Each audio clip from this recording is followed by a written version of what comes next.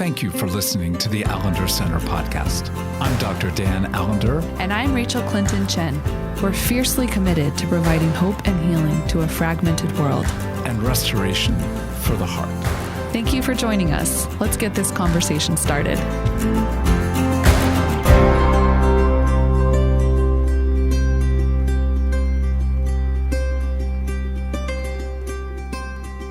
Rachael, you put it so brilliantly, even in our initial conversation a few moments ago. Like, we've been in Friday and Saturday. We do a lot of work there. We don't do it without an awareness of Sunday, but we're going to spend most of today talking about the resurrection, about Easter. And that, I'm just excited. There's something about, look, if you've got the openness to address Friday, you need Sunday. You can't really deal with what Friday holds, and that is humiliation and shame, unless there is something of the promise of something other. And you really can't deal with the despair and silence of Saturday, Holy Saturday, without something of the promise of Sunday. So I say to you, well, how is the resurrection for you? Oh, what a big question. Oh, I know. It's so unkind. Oh, I mean, I think being, as I was saying to you, like Good Friday, Holy Saturday, like being people who work in trauma trenches, so much of our work is helping people acknowledge that Friday and Saturday are a part of the story, and that we don't get to Sunday by bypassing Friday and Saturday. It's not like the resurrection is some magical kind of like finger snap that you can just put on your physical in storied body that just makes all suffering disappear in the here and now. Like, we know we're already not yet people. Like, something has changed because of the work of Christ in our world, the work of Jesus, the work of the incarnation, Jesus' life, death, the Holy Saturday work of entering wordlessness. You know, some articulate that as actually entering hell on our behalf. But without the resurrection, like, I will say to people a lot, because there's a lot of, I think even the word resurrection brings up a lot for people. It's a loaded word. It's meant different things to so many of us. And I think for myself, growing up in a context where the resurrection was the whole point of the story, to the extent that sometimes it felt like a way to escape the realities of this world and to justify looking away from this world, kind of like the world's going to burn anyway. So it's kind of like, let it burn, because then we're closer to, the fruits of the resurrection. But I think also for so many of us, because like the way the resurrection is used to minimize or dismiss our suffering, but I will often or people just don't believe in the resurrection because it feels crazy and like that's so outdated and why do we need that? But I always say to people, no way in the world I'm entering the heartache and the trauma of Friday stories of our lives in my own life, of Saturday stories, without some sense that I go because death does not have the final say. So for me, like, it all hinges on this power of life in the spirit that is gifted to the Son to overcome not just the power of death, but I think the power of evil. That means everything to me. And it wasn't until I was a part of a more charismatic movement that like Easter Sunday actually really felt like a celebration. Like, I think, oh, this should be like one of the biggest parties, like as Christians, that we have in our kind of rituals and rhythms. It should be a day of just like such deep joy and celebration. So I love thinking about ways to embody the resurrection. I remember the first Sunday of COVID. Easter came like what, a month and a half into, like a month into this new reality in 2020. Like in our house, in our quarantined house, we had a dance party, and it just felt so appropriate, and that kind of defiant joy that doesn't deny or minimize harm or suffering, but also says, you don't have the final say here. Well, and two things that you brought up, if I can start with this, rise out of, to me, the chapter. There are many passages. This is not the only, but if you're going to go to the apex chapter on the resurrection, it is 1 Corinthians chapter 15. And, if I were you, if that's not like, oh yeah, I would say, you know what? You got the technology, like go get a pause, and because we're talking about the resurrection, I would say, go get a refreshing adult drink and go read 1 Corinthians 15 and then come back. But if you don't, that's fine. We'll still talk about it. And that's the point. We're talking party time. We're talking, this is the basis of all partying, of all play, of all humor, of all humility. I mean, this is where, like, if 1 Corinthians 15 is not something you kind of come back to, then it might be a good place to, like, learn how to land into the movement of how the gospel takes us. But two things you said. One is, often the resurrection is an effort to escape actually being embodied. And that's what Paul's addressing in the beginning of 1 Corinthians 15, because there are people who say the resurrection's not real. And so the first 8 or 9 verses, essentially, he's telling this community, look, Jesus showed himself after his crucifixion to, and he goes through a whole bunch of people, including 500, and then says, and to the least of these, me. But not only am I the least and don't deserve to be an apostle, but I also work harder than any of the other apostles. I just makes me laugh. And again, if you'll hear, that's what the resurrection brings, is a certain kind of humor.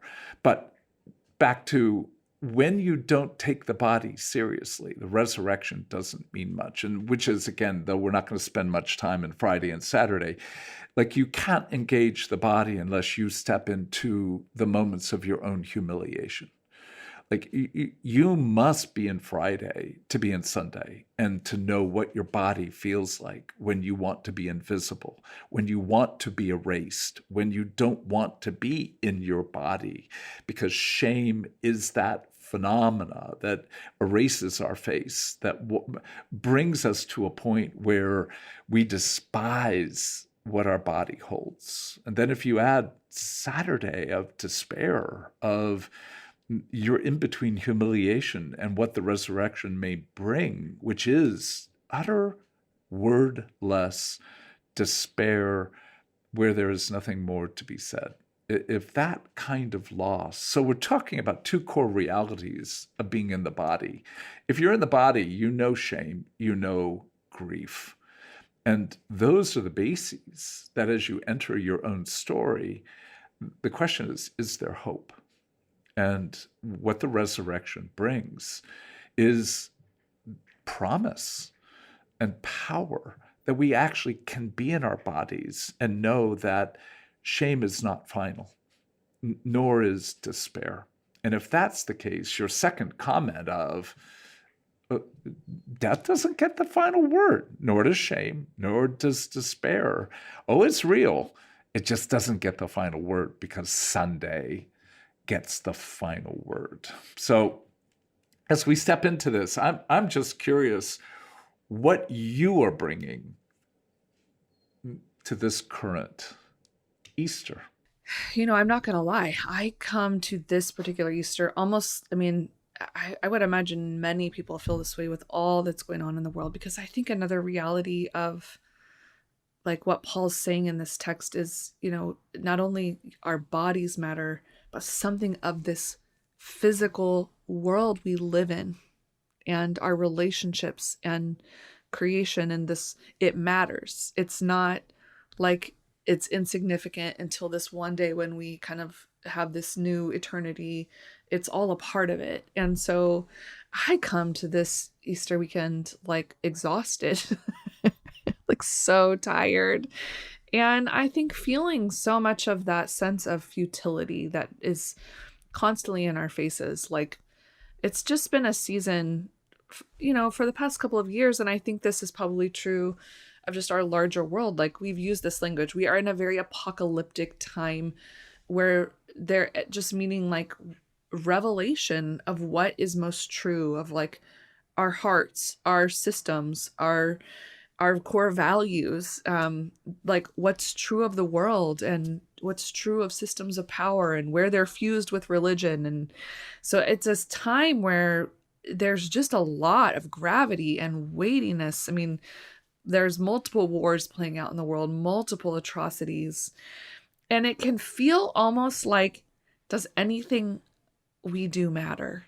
Are we accomplishing anything in our labor? Are we like, will any of it remain? I mean, it's been a season of like toiling in the soil to build really good and beautiful things, but also for them to be so easily toppled because of trauma, because of someone else's decisions, that come into the story. And so I think I come to this Easter weekend, one, needing a reminder that in many ways the resurrection of Jesus has already happened. And as a child of God, surrendered to following Jesus, like, I do have access to the Spirit of God that is like a resurrection spirit. So I kind of come really needing like the encouragement and the infusion of new life that is like rooted in actual soil, not like kind of a narcotic, but that sense of like, keep going, like keep loving, keep leaning in, like remain when all my fantasies are yeah like, I just want to quit everything. And not like I want to, like, not my family, I don't want to quit my family, but I just want to quit work. I want to quit caring. I want to, I don't know, live in an isolated island, which is not and grow things, grow a beautiful garden. As if I coming back from a conference, we've not been on the road very often, and it's really thrilling to be a physical body with other physical bodies doing the work. And yet the labor of getting somewhere and the labor of coming back, this was a trip to Miami, and coming back to Seattle was almost a 16-hour process. And each and every hour, I felt something of almost the haunting mockery of, this is just not worth it.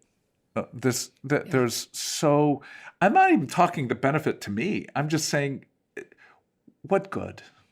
What good does all this bring, given what seems to be, and not grandizing my own sacrifice, but the fact is, so little seems to occur for the labor of most of our lives, that when we then start with, what does 1 Corinthians 15, the most brilliant chapter on the resurrection, Paul at the very end of the letter, or of the chapter, does the therefore. So let me tell you essentially why I've told you everything that we're eventually going to talk about with regard to the resurrection.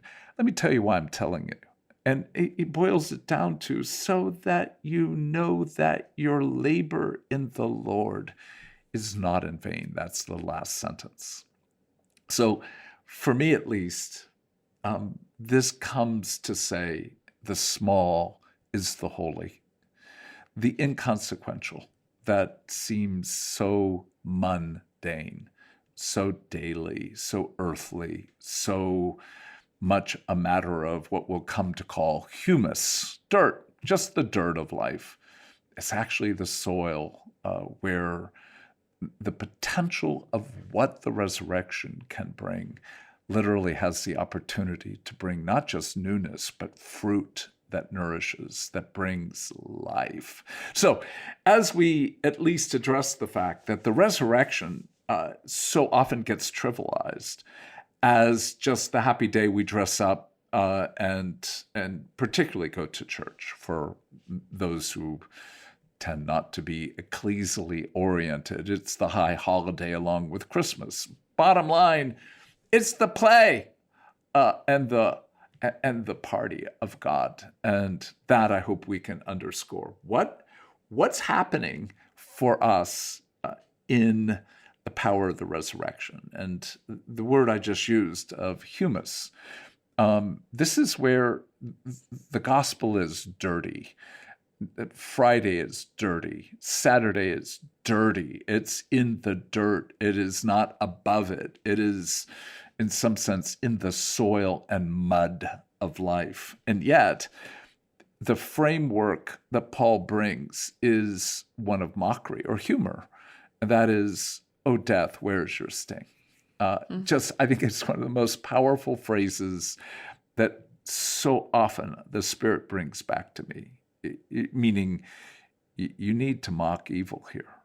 You need to know that the crucifixion is the upheaval, the radical turning of what would be expected.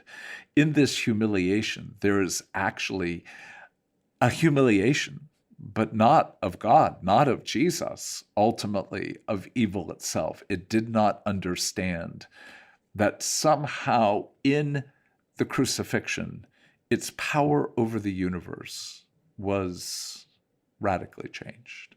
So in that sense, the humor of God, the foolishness of God that Paul speaks about in 1 Corinthians 1, is that what looks like death and is death actually is the entry into a newness of life. And so when you think about the resurrection and humor, I just love for you to kind of walk through, where does that take you? Yeah, that's a good question and a hard question, because I don't know if I've thought much about the humor of the resurrection, and I would be curious to hear more from you. Like, I mean, I understand it at a most basic level, but I find myself wanting to hear more from you. Okay, I'm glad to do that. But before I do that, let me just ask another question. Do you think of yourself as a really funny person? I didn't used to think about that, but then the more I public speak, I do have some comedic capacity. So yes. So, okay. I would also say, like, one of the funniest people I think in the universe is my wife. But most people who know her think of her as very, very, very kind, very open, sharing, kind, et cetera, et cetera. But she's hilarious. And so let me go back to you. I would agree. And to go, so how is it that you see yourself to be hilarious? Well, I'm not usually trying to be I know, funny. That's the point. I think it's, okay, I see where you're going. It is the connection of like humor, humus, and humanity. It is the places of bringing just the real truth and humanity. I think it's where I'm really just bringing really human-sized things and letting some of the hilarity and the absurdity and our capacity to laugh and have joy, not mockery. Because I think some comedy can really get into, sarcasm and mockery as a way to bring forth laughter or to, minimize something so it doesn't feel as powerful. But I think, that sense of reversing something that could be meant for humiliation or shame. But those places where if we can lean into it, it actually brings a different kind of freedom, a different kind of connection, a different kind of embodiment. I also just have really funny things happen to me that I think everyone has. And then when I tell the stories, people are like, no, that has not happened to me. Like a lot of Seinfeld moments in this world of just trying to navigate like really basic mundane things. Yeah. And let's not get too far, but let's just say that in some sense, there is such an interplay between humility and humiliation. but they're Yes. not the Yes. same. That's right. Humiliation is a degradation of one's dignity, but humility is, in some sense, being unafraid to be human. And in that, there is an essential, not contradiction, but tension, and somewhat of a contradiction between there is such beauty in every human heart and such brokenness. But it's also a reflection of what you put words to with the already and not yet. I'm already saved. I am definitely not saved. Now, can we hold the complexity of that? But humor allows us to experience tension, but in the tension to have a kind of relief because of surprise. And you are weirdly surprising. One just doesn't know sometimes what's going to come out of your mouth. Would you not say that's true? Oh, that's true. So, in that sense, one of the reasons that I love being with you is that you are a reflection of the resurrection. You are a profoundly contradictory, but compellingly, in one sense, irreducibly complex human being, but yet with an honesty and a simplicity of righteousness. Do you see in that sense, that's the intersection between humor, humus, humility. But also, there's not a bone in you that wants to mock another human being. Oh, but I've been with you when you have stood down ferociously and with mockery the power of evil. So that's why, again, what we're putting words to is, what are the fruits of the resurrection? What are the things that, in one sense, become a way to taste? Are you a resurrection person?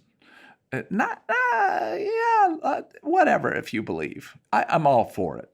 But belief and living are not, they should be, profoundly intersecting.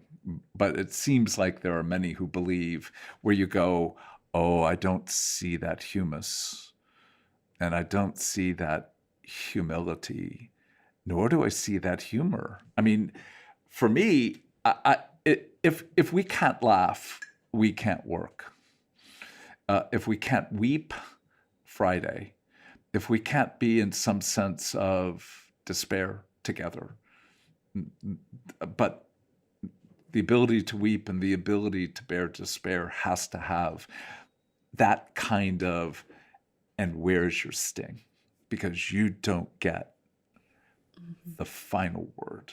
And that's where we begin to say reversal and surprise opens up this intersection between possibility and probability. And that, I think, is the intersection of, do we actually believe that new things can actually occur? Yeah, and I think one of the things that's so powerful about the actual story of the resurrection of Jesus is the newness is, again, it's a reversal and a surprise and a newness that does not eradicate what was. So when Jesus reveals himself to people, he still bears scars. And there's some way in which they have even been resurrected and made new, but are meaningful and holy and powerful. And so there's something about this newness and this joy that it doesn't allow us to escape what was, but it brings it with us into this new future in a way that it's most meant to be, like that sense of turning ashes into beauty and mourning into dancing. And so I think there is a real joy. There's a real joy present in the resurrection, and a deep gratitude of what is possible. And it's a hard place to stand, right? Because there's still so much that comes against us to say, what a fool you are. And you have to know that the followers of Jesus who lived with him still felt that trembling of like, something. I mean, you have this resurrected Jesus who's presenting himself to you. You can't deny it. In like the metaphysical world, shaking up everything you know to be true about like metaphysics and life and death. And yet, like, he's bringing a newness of the kingdom of God in a way that actually looks very different than what people thought the Messiah was going to bring. So I think that sense of surprise and play and possibility is still something that calls us to reversal, even in our own belief of how and where and when that will manifest and what it looks like when it does. So I find myself this Easter also wanting to look for signs of the kingdom, signs of life breaking through in the midst of death, signs of reversal, signs of beauty. But like it again, not disconnected from like our real mundane lives. Yeah, and it at least within that framework, it begins to say, you're a fool if you believe in possibility. Yeah. But you can have some degree of control if you're operating in a statistical model on the basis of probability. And probability leaves some degree of the X factor, but essentially it's like, well, if I look at actuarial tables, I'm going to depart this world within the next 7 to 9 years. That's the basis of probability. The fact is, I might depart in the next day or be here for 2 to 3 more decades. So the realm of possibility always leaves us back with a kind of, we're in the dirt. We don't know what's going to happen. There is utter uncertainty. And can we now, because of the resurrection, we can actually know that our labor is not in vain. And we're meant to hold this intersection between what seems real, but is actually even more real.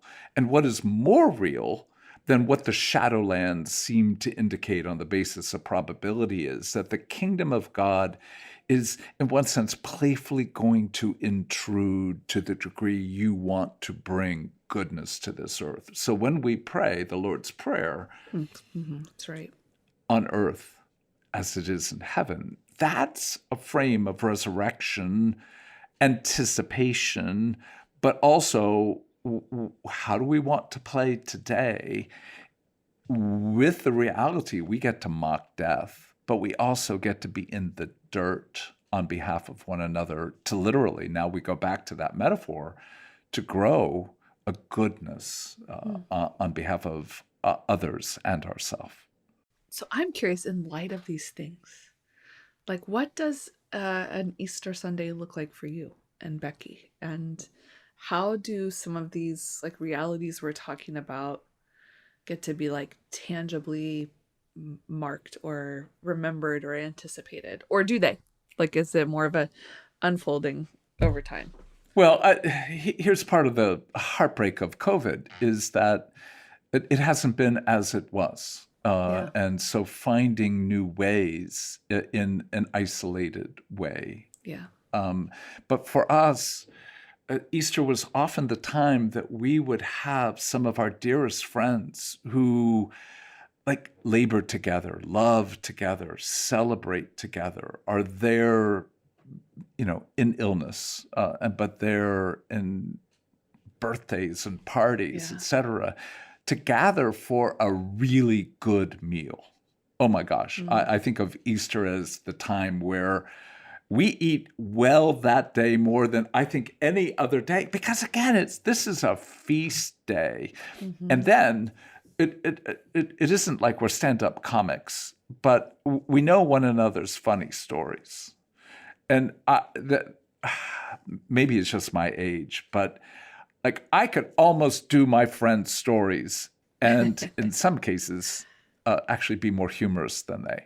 But nonetheless, hearing them tell the stories that I know bear the intersection of humiliation, despair, yet also reversal and surprise. So what Easter tended to be for us was like a comedy show where we get to participate in stories we know well, but where we know that something of goodness has arisen in the reversal of what would have been our death, what would have been our humiliation, but actually, again, back to the resurrection, because of the grounding of the resurrection, really remarkable good fruit can occur. So often we would leave like so full, but also where, when you're laughing and it hurts, like they're just such sweet times to be with people where you're weeping and your body hurts because we are so desperate to laugh to a point where everything changes, at least for a moment. And that's what I hold. We haven't had an Easter like that for quite a while, but enough of those memories suffice, even in the COVID era, to be on Zoom with some of these friends, to be in the place where it just ain't the same to eat a leg of lamb and see somebody digitize on the damn screen. And yet there's still stories and there's still laughter. But in some sense, it's the anticipation of there may be a day that we are together. And in that, it is the promise, there will be a day we are together. Yeah. Resurrected bodies. Splendor is how Paul keeps putting it in the context of our bodies, the perishable, will be imperishable. That which has been, in some sense, humiliated will be full of splendor. And so this sense of contrast, but I go back to one of the images, and that is Jesus bears the scars even in his resurrected body. We see that particularly in Revelation chapter 5, where he's seen as the Lion of Judah, but also the slayed lamb. And in that simultaneity of power and yet humility, holding in his resurrected, glorified body the scars, it means that in some sense, even with Sunday, we do not forget Friday. And even in Sunday, we do not forget Saturday. So there's also a place, even on Easter, to be able to hold, we have suffered. Yeah. And in that, we're not mocking our suffering.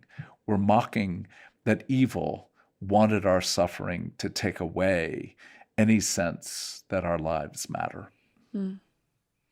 Well, I think that's something I'm really going to be holding into tomorrow. And then, if you follow the liturgical calendar, Eastertide follows Easter Sunday. So we have a whole season to get to ponder and be intentional. I mean, liturgy and rituals are really just a way to intention ourselves towards something. And I think I'm really grateful you brought 1 Corinthians 15, because I think that especially that last admonishment and exhortation, that therefore, my beloved, be steadfast, immovable, always excelling in the work of the Lord, because you know that in the Lord your labor is not in vain.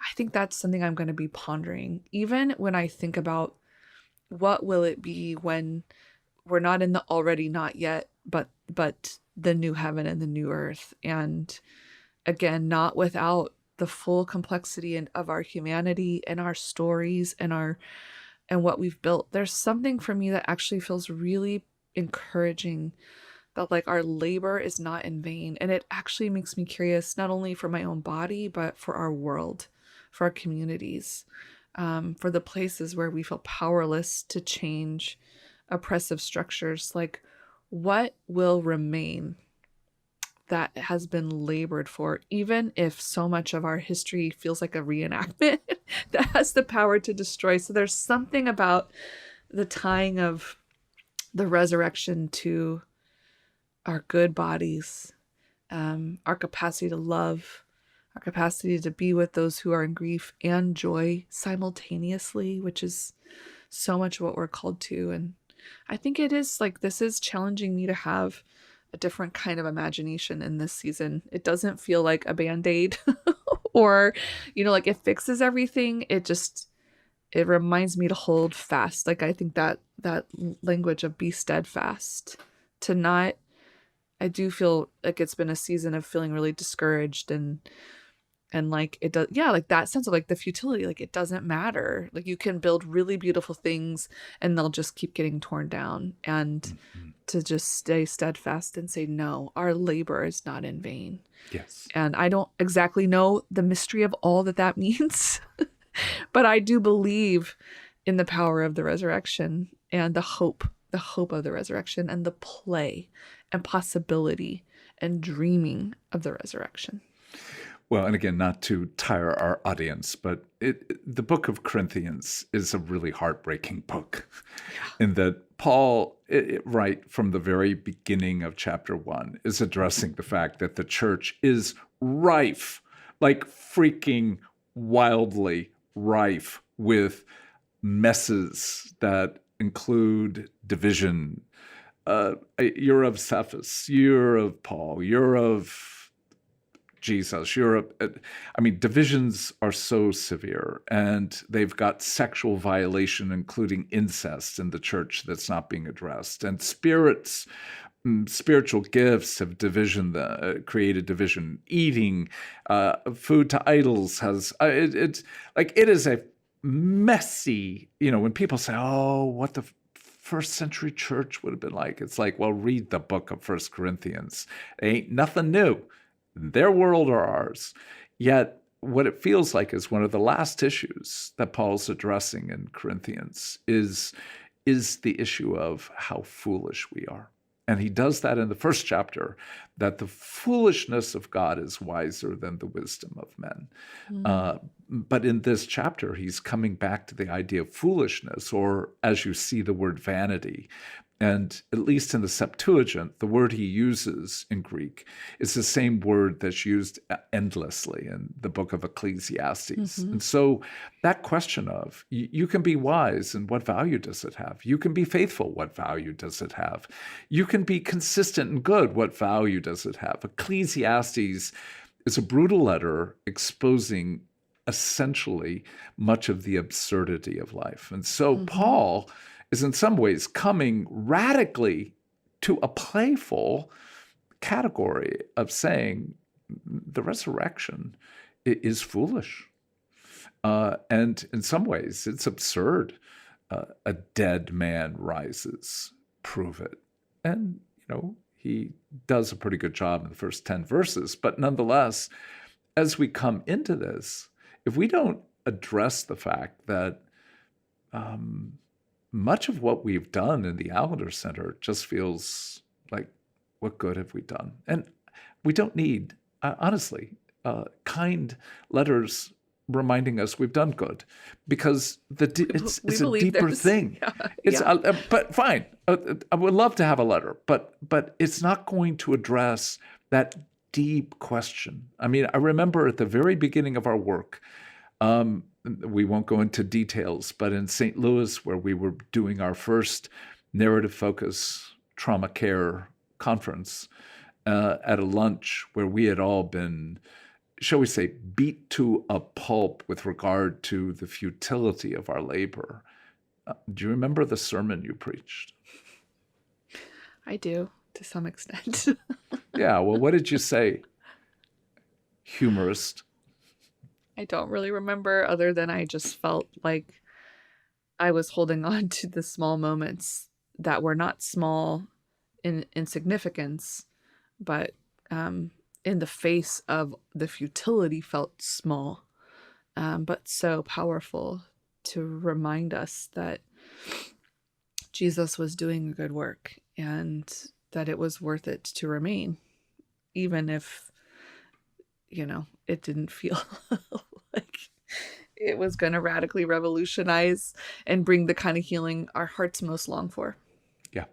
And I could tell you where you were sitting at the table. And all of us were riveted because we were in the midst of Friday and Saturday.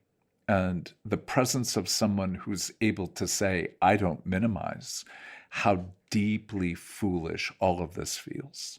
I'm not going to try and wipe it away, but I'm going to actually enter something of the foolishness of our labor and the vanity that it appears to be, but also to be able to hold within that there is someone who, in dying on our behalf and being raised on our behalf, as the first Adam brought death, the fulfilling Adam, human goodness in a way that none of us have ever known a kind of humanity like Jesus, creates that reversal to be able to say, even in that moment, and I wish I could know what happened other than in a moment, there was something of our own hearts that said yes. And I think that's, to some degree, what I believe the resurrection brings us to, is that ability to say, everything inside of me at moments just feels like I have nothing left. I don't know why. In fact, I feel brutally cynical. But the yes is the fullness of possibility, that if Jesus can be raised from the dead, so can I. Not merely at the point of my death, but at the point of my living that feels like death. That's right. I might actually be able to say, hell no, and heaven yes. And to me, that is what I wish for you and for our listeners, that you can say your labor because of the resurrection, as futile and at times absurd as it may seem, well, there's a deeper absurdity. God became man. Man, God, became sin and death, and became that which has the power to say your shame, your despair, no, it will not be wiped away, but it does not have to have the final word. Well, my friend. And I think I just would say, and God is with us. And God is with us. So may it be so. And likewise to you. Happy Easter, Rachel. Happy Easter.